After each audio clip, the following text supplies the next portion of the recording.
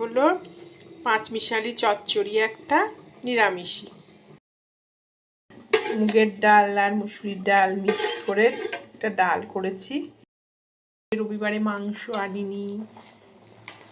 এই দেখো মাছের রেজালা করেছি, কাতলা মাছের রেজালা। এটা নাকি খেতে খুব ভালো লাগে, সে কানের মাথা খেয়েই দিচ্ছে, এই একটু রেজালা করে দাও, রেজালা করে দাও। এই যে করছি, খেতে অসম্ভব সুন্দর হয়।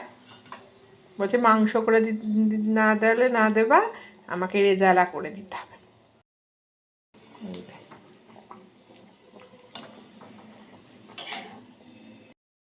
এখন রান্না টান্না সেরে এই বসলাম।